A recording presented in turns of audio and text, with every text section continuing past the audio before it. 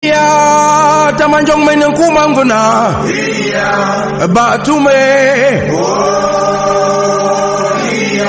hiya les choses qui arrivent aux autres comment déjà m'arriver.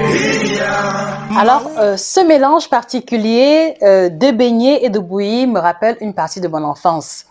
Cela me rappelle particulièrement la dénommée, la très célèbre Massé, comme nous l'appelions affectueusement, qui était cette vendeuse de beignets qui avait coutume de servir beignets, haricots et bouillie. Et je me rappelle à plusieurs reprises quand je m'étais rendue dans son beignétariat, comme on l'appelle très souvent, il y avait plein de personnes qui passaient la commande de beignets et de bouillie. Et il m'est donc venu comme ça aujourd'hui à l'idée de vous présenter un peu à quoi renvoie la composition nutritionnelle d'une telle combinaison alimentaire.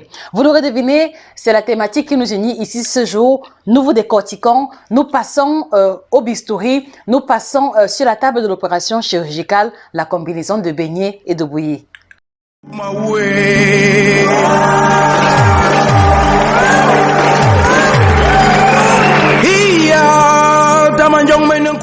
Alors aujourd'hui, nous passons au crible beignets et bouillie.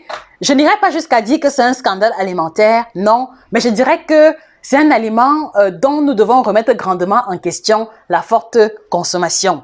Vous pouvez consommer les beignets bouillis en passant une fois en passant, mais si les beignets bouillis font partie de l'ossature de votre alimentation, alors il y a problème. De quel problème est-ce qu'il s'agit? C'est bien ce que nous avons l'intention de vous expliquer. Alors, qui est-ce que je suis pour me permettre de passer en revue, de remettre en question le très célèbre beignet bouilli? Je suis Josica, praticienne en coaching nutritionnel et bien-être.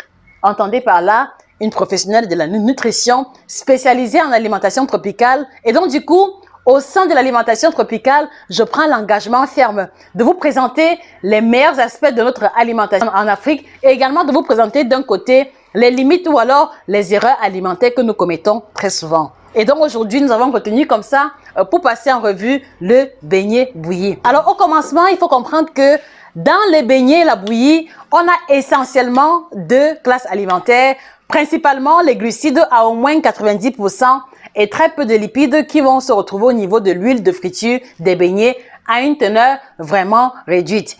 Et lorsqu'on parle de petit déjeuner équilibré, lorsqu'on parle d'alimentation équilibrée, il faudrait que nous retrouvions au minimum 3 classes alimentaires, sinon les 4 prévues, à savoir glucides, lipides, protéines, vitamines et sels minéraux. Et donc, par conséquent, la combinaison de bouillie avec les beignets ne répond aucunement à l'équilibre alimentaire parce que vous avez essentiellement les glucides apportés d'une part par la bouillie et d'autre part encore les glucides apportés par les beignets. Donc du coup, nous voulons comme ça vous inviter à revoir grandement la fréquence de consommation ou à défaut, à trouver le moyen absolu de rééquilibrer un tel petit déjeuner. Donc par conséquent, si vous êtes fan de beignets bouillis, nous vous encourageons grandement à le consommer de façon occasionnelle ou alors d'associer à cela une portion de protéines qui pourra être du poisson ou alors de la viande ou alors simplement du haricot, comme c'est très souvent le classique dans les beignétariats, dans les cafétérias, sous forme de beignets haricots bouillis. Et ce sera également pareil si vous êtes fan de bouillie avec le pain. Donc du coup, vous comprenez que dans le bol de bouillie, on n'a que les glucides et également le pain n'apportera que les glucides. Donc voici encore une combinaison alimentaire plus catastrophique parce qu'ici, on n'a qu'une seule classe alimentaire. Donc du coup, nous voulons vous inviter comme ça à ne plus vous retrouver hors jeu lorsqu'il s'agit d'alimentation parce que, il faut le dire ainsi, beignet bouilli ou alors pain bouilli est comme ça un hors-jeu alimentaire que nous ne saurons vous encourager de perpétrer. Donc voilà en gros, chers téléspectateurs, à quoi se voulait notre échange, à quoi se voulait cette opération chirurgicale rapide concernant le très célèbre beignet bouilli ou pain bouilli.